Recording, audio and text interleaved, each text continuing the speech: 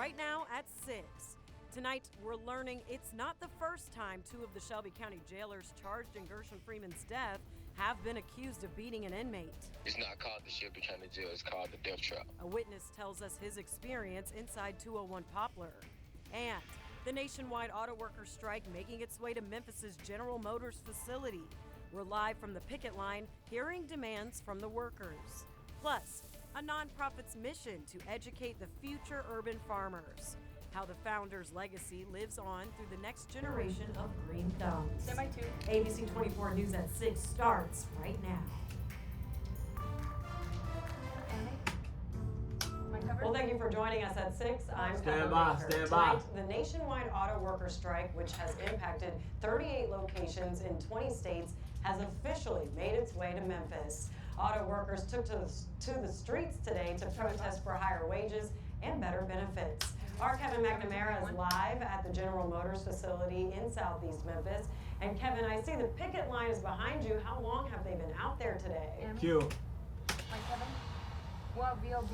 Yeah, that's right, Pepper. I'm here at AP Delco. That is a GM processing plant on Pleasant Hill Road in southeast Shelby County. You can see the striking workers behind me. They're being quiet right now, but I can show you there's been a lot of chanting here throughout the night, just in the time that we've been here. And they say they're prepared to be here all night, even overnight, coming back and forth in shifts, as long as it takes to get a better deal done. They have some specific demands as well, specifically a 36% pay increase over the next 4 years. They want better pension performance for new hires, a reinstatement of that, and perhaps most boldly, they want a 32-hour work week for 40 hours of pay. Now, for the car company's side, they said they can't afford to make these concessions because they need to reinvest those profits into transitioning away from gas-powered vehicles more to electric. But earlier, we did have the chance to speak to a striking worker who said this strike was needed. I think the strike is absolutely justified, and I hope the union gets every penny they deserve. They're underpaid, they lost their pension. You know, these guys have a justified reason to be here striking against the big three. Kevin? Now, these negotiations have been at a bit of a standstill for several weeks, though they did say there's a little bit of progress with Ford plants. They have been able to make some of those concessions, so there's been fewer strikes. But again, here in Southeast Shelby County, we are at a GM plant, so they will continue, but we do have a little bit of progress there. As far as when it might start impacting the consumer's pocketbook, analysts say that's still potentially a couple of weeks away for these strikes, which are in their second week, to be able to start impacting those cars getting down to those dealership lots. So a lot to keep track of here, and we'll be following it for you on ABC 24, but for now live in Shelby County. Kevin McNamara, back to you. Certainly hope they can reach a deal sooner rather than later, Kevin. Thank you. Well, we're learning more stand about by. the Shelby County Corrections deputies charged in the October 2022 death of Gershon Freeman.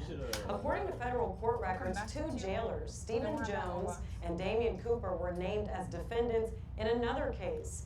An inmate in the Shelby County Jail filed a lawsuit in 2021. He claimed the officers violated his civil rights. Now, both sides settled out of court in March of this year, meaning the lawsuit was still pending at the time of Gershon Freeman's death back in October of 2022. ABC 24's Jay Shakur has been digging into that lawsuit and the history of these deputies all day. And Jay, you were able to track down an inmate who witnessed Freeman being beaten, right? Q. That's right. I spoke to an inmate who's currently suing. He says he not only witnessed Gershon Freeman's beating, he says he experienced some of the same treatment by some of the same correctional officers. It's not called the Shelby County Jail, it's called the Death Trap. My experience in the Death Trap, I'm still affected by it today. This former pretrial inmate says though he's released, he still fears for his safety. Duke claims in October of 2022, he saw firsthand what much of Memphis saw later through released surveillance video. The beating of Gershon Freeman. I did a year there. And last year I just, like I did recently, like that was crazy. That was probably the worst time I ever did, and that was the shortest time. He describes what he saw and heard after he says deputies opened Freeman's pod door against jail policy. This man was screaming for his mother like he was 5. You have to hear the audio of this. The surveillance, okay, it's It's very graphic. That's not the graphic part. The graphic part is what we hear, what I never can unhear, sir. Where I go to sleep and have to jump out my sleep every day at 3 o'clock. This inmate's claims are not too different from another inmate's, Elvis Hester, who filed and settled a lawsuit in 2021. From the lawsuit, we learned both Stephen Jones and Damian Cooper, who are now 2 of the 9 officers indicted in the Freeman case, had prior violations and reports of harassment. The lawsuit claims Jones and Cooper in July 2020, along with 2 other Shelby County Corrections deputies in 201 Poplar, verbally and physically harassed inmates. It states they also violated their First Amendment rights by retaliating against them for filing a prison grievance. Jones and Cooper then filed false offense reports against the inmate, according to the lawsuit, saying the inmate assaulted staff. Jones received a 10-day suspension without pay for the incident, but both Jones and Cooper remained employed, as Psycho attorney Claiborne Ferguson says is perpetuated by staffing issues. They've been having some real bad problems with staffing this year. The staffing issues probably lead to some bad employment decisions. As he and Freeman's case proceeds, Duke hopes for justice and systemic change. And I showed them their policy, set forth by the same person trying to run for mayor. And they told me his words don't matter. You're going to be in suicide next. You're going to be like Gershon Freeman if I don't stop making grievances. Animate, Mike J. Q. Now, I reached out to the Shelby County Sheriff's Office this morning for comment on that previous federal civil rights case, but we have not heard back. Also reached out for the personnel and disciplinary files for these indicted officers. Still haven't heard back. Live in downtown, I'm Jay Shakur. Lots to come from that case, Jay. I'm sure you'll stay on top of it. Thank you. Well, it was a beautiful day in the Mid-South, and we can't forget that the first day of fall is tomorrow. Meteorologist Trevor Burchett is here to hopefully carry the weather through the rest of the weekend. Yeah, it turned out to be a pretty nice Friday across the Mid-South, and this evening not looking bad either. If you're headed down to South Haven for that fair or out to Friday Night Football, pretty nice evening in store. No rain expected, but it is going to be warm out there. 81 at 7 o'clock. Temperatures falling into the 70s once we get past sunset. Mostly clear skies tonight, so it is going to turn out to be a cool Saturday morning. Your low temperature right around 66 degrees. But tomorrow going to be just as warm, if not a little warmer than today was. Look at tomorrow's temperatures. Mid to upper 80s, some spots likely going to hit 90. That includes Forest City, Tunica, and Clarksdale. 88 in Memphis and in Holly Springs. So the first day of fall tomorrow, it's going to be a warm first day of fall, but a nice day overall. Lots of sunshine. You don't want to put the umbrella too far away, though, because I do have some rain chances coming up this weekend. I'll tell you when to expect those and how big of an impact it will have on your weekend plans. That's coming up in just a bit. Summer's just hanging on there, Trevor. Thank you. Well, new tonight, some people spent an hour or longer in line at the Shelby County Clerk's office today. Now, this was at the Riverdale location south of Winchester. Viewers wrote into us that at one point there was only one person working, no names being called, and standing room only. Now, when we arrived to the office, the line was gone. However, we did talk with one man who didn't want to show his face on camera, but he shared his experience at the clerk's office today. It's like you need to take a day off to be able to handle your business. So you have to stop making money one day to come and pay money. It's been 4 months since this location had its soft opening. We're reaching out to Wanda Howard to see what's being done to help people get out of the door faster. We will update you as we get more information.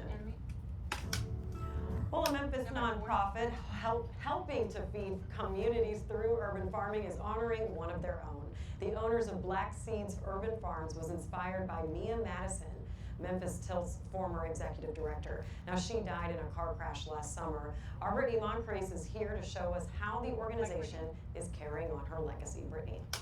Well, Pepper, many may remember Mia Madison, who died last year. She was the executive director, as you mentioned, of Memphis Tilt. But her work didn't just impact the organization, it spread out to communities across Memphis. Black Seeds Urban Farming is a local nonprofit, and Mia Madison mentored its owner, Bobby and Doravia Rich. The two expanded their urban farm, starting a second location in North Memphis, which they call Mia's Orchard, in honor of Mia Madison. They say it's a way to not only let her legacy grow, but also stay connected with her. Mia was an anthropologist and a real good friend of ours, but she would always remind me to keep the people first. Like that was her, because she would make it very clear that the people have the stories and the people are the land and the land is the people. Brittany, there she is. And the urban farm in North Memphis is a place where people can gather and just enjoy that space. All fruits, vegetables, and herbs grown there will go right to the community. Pepper? A beautiful way to keep her legacy going. Brittany, thank you for that story. Well, another Overton Square area restaurant is closing its doors. The Daily Memphian reports Panta is closing as a full-service restaurant. The restaurant shut down last Sunday after opening just 2 years ago. The space will be converted to a mix of private rentals and occasional pop-ups. It may still open as a bar, but only on some nights. Belly Acres announced earlier this week that it was closing as well. Now, while that restaurant cited safety concerns for closing, Panta's owners say that was not the reason for them. Anime, music. Well, after the break, thousands of days in foster care, a young boy finally has a family. See his long journey to find his forever home. You won't want to miss it. Plus, it's getting cooler outside, which means the trees will start to turn a different color, but summer has a lasting effect on the leaves. Our National Verified team explains how. Breaks in 205. Good block, y'all. So far, everything is the same, y'all. We might have breaking news coming in. So just be prepared for change. He's here. Playouts are good. Wendell's looking for you. We got a good mic check from Pepper. Did we get Brittany? Mic check 1, 2, 3, 4, 5, 6, 7, 7. Check, check, check, check, check.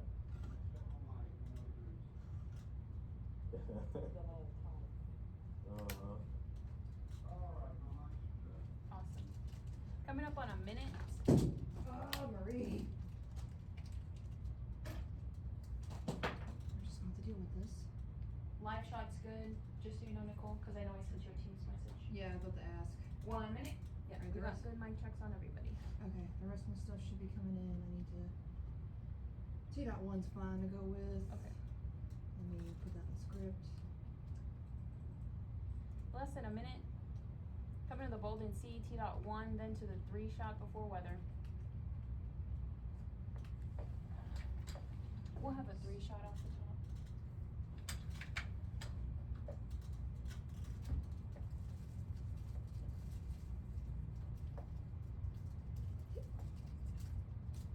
Coming up on 30. 30 to the show. 30.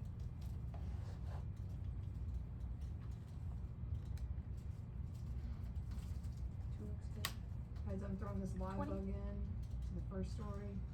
You got it, Serge? Just Live bug. Okay. 10. Stand by, C bold. stand by. And 5, 4, 3, 2, 1. C bold.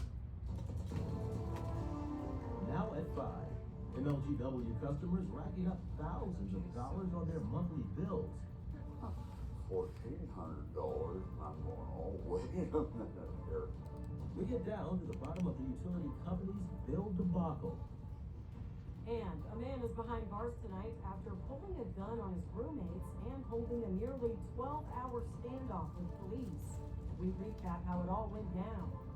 Plus, more skytop cameras make us safer. MPD's plans for more surveillance, and do business owners think it'll help stop the rash of burglaries at their shops? ABC 24 News Rudy will 5 read starts first off the top. right now. Anime. We'll have the live with this teed on. Mike, Rudy. Have a live look at I-40 at Watkins right now. Gray skies and wet roads. Rain made its way back to Mid-South this late afternoon. We heard lots of claps of thunder over the studio today. Yes, we did. We had I need the mic. thunderstorm warning, Rudy, and we had some reports of one tree down at Island Drive and accidents.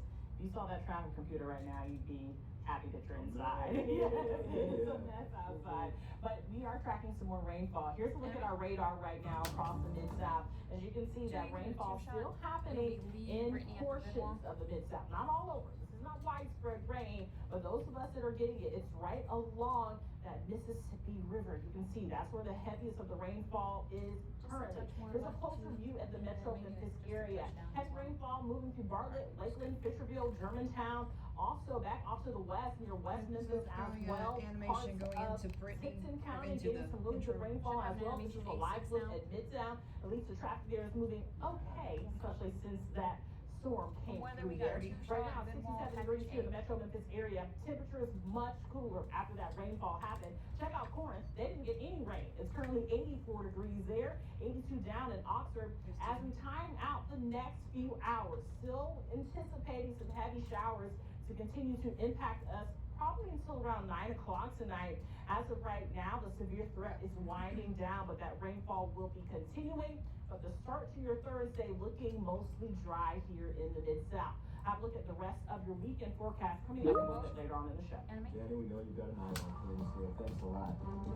Well, for weeks we've been telling you about the challenges thousands of MLGW customers are facing with either high bills, some in the tens of thousands of dollars, or either delayed bills. MLGW says they're having issues with their meters, so they met with their board of commissioners to address the problem. Our Brittany Moncrief was at that meeting, and she joins us now. Brittany, how soon will they be able to fix it?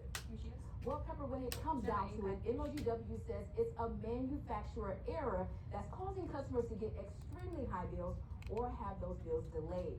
Now, MLGW says they found the root of the problem and they're working to fix it. A package. The pain, the 147 hassle, the cost. Out is need to do a better job. Inaccurate. The guy has to be totally illiterate if he can't read a meter. Larry Parati is one of thousands of MLGW customers who says his Brittany, latest when we go to Pepper's MLGW one bills shot. are too high. We lost power for 9 days. After the power was restored, my first bill was $800 and some odd dollars. Which he paid, but when the second bill came, $1,400, and I'm going, oh, wait a minute here. then a third for $600. I'm not gonna pay this one, and we sure as heck don't use that much ourselves. Wednesday, MLGW President and CEO Doug McGowan sat before the Board of Commissioners. He says bills are high because of product defects caused by the manufacturers. On the water meter, there was a electrical fault. There's what's called a register on there, which is like the odometer on your car. That was an electronic part, and it was having water get into it and short it out, so it couldn't read it. The gas meters. There's a mechanical part called a wriggler. It says that wriggler was breaking because of stress, and therefore the meter was still pumping gas into your house, but it just wasn't registering anything on the odometer of the meter. So crews are going around fixing those faulty meters. But the replacement product is from the same manufacturers. This failure is not unique to Memphis Lane Gas and Water. There are other utilities that are experiencing these same failures. But it's the customers who feel it in their pockets. That hurts. Hurt. But as a consumer, Stand by. they need to do a better job. Mike Brittany, here she is. And MLGW Stand by says 3. our gas We'll have an and animation to it electric for smart VO. meters are manufactured by Honeywell and water meters by Badger. They say they're also working with those companies to resolve these issues. Now, for the customers experiencing delays in their bills, MLGW says the most recent bill is the correct bill representing your total cost. Do not add the bills together. Now, if you see your bill is higher than usual, MLGW wants you to reach out to them within 30 days to solve the issue. Brittany, thank you. Well, a man is in custody after a standoff with police that lasts just under 12 hours. Now, this all started right around 11:30 last night at an apartment complex off Summer Avenue, and it was near Raleigh-LaGrange Road. Now, they say the man came home from work to his 3 roommates and pulled a gun on one of them. The roommates were all about to get out of the apartment safely. Police say the man fired at least 6 shots. One officer may have been injured by a ricochet. They are expected to be okay. Now, we spoke to one man who works by the apartment complex who says he's not surprised. Seesaw. Well, I've lived in this all life, Things will change stuff here like this soon. is Continue not VO, then we'll come into at all. Rudy. So, kind of used to it, desensitized to it at this point. But you know, maybe things will change here soon. Mike Pepper. No charges have been filed as of yet, and the suspect's name has not been released. Mike Rudy, anime. It's not looking. Well, Fraser gas station temporarily shut down tonight, declared a public nuisance. Memphis police say they investigated Easy Express on Fraser Boulevard for months now. They reportedly uncovered drug activity and other violent crimes. MPD says since 2021, they answered more than 400 calls at the location, with 81 police reports of violent crimes and 26 arrests. Well, news right now, nearly 250 people arrested in Memphis by U.S. Marshals, and it's all part of a national operation to crack down on crime. Operation North Star 3 spanned over 20 cities over 3 months. Marshals say the operation led to 249 arrests in Memphis and closed 288 arrest warrants.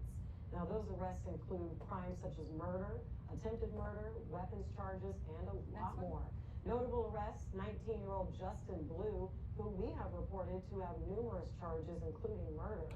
And Christopher Smith, accused of shooting and killing a 3-year-old girl at Cambridge Court Apartments off West Winchester Place in June.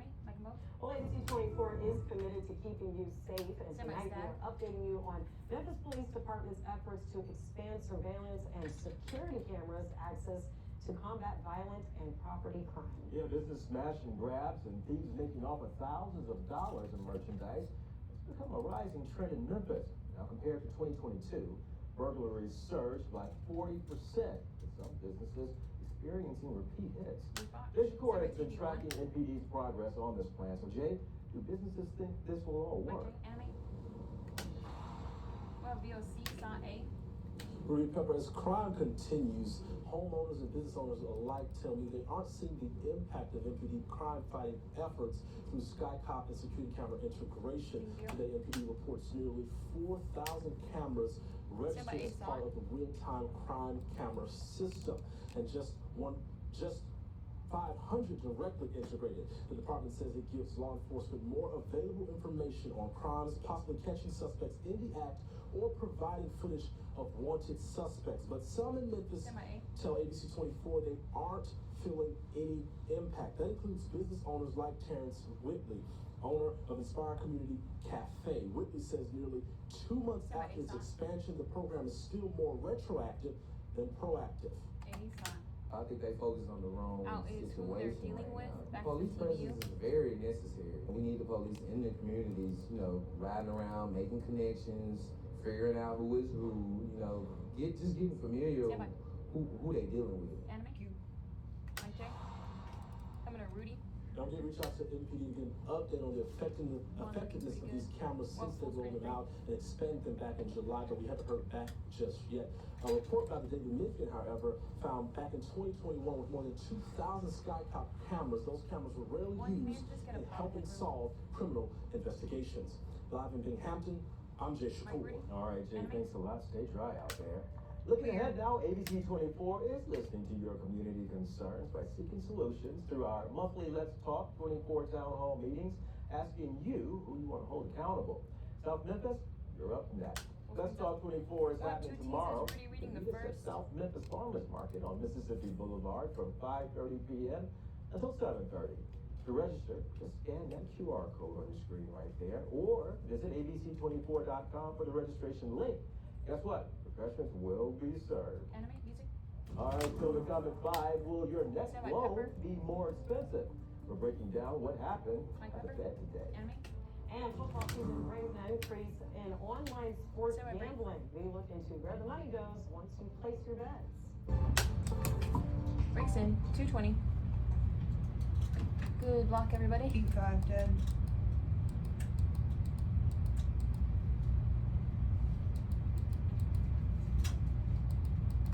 B5 is dead. We're coming to Rudy for a VO half screen. Pepper will have a Bosat. Danielle will have tees.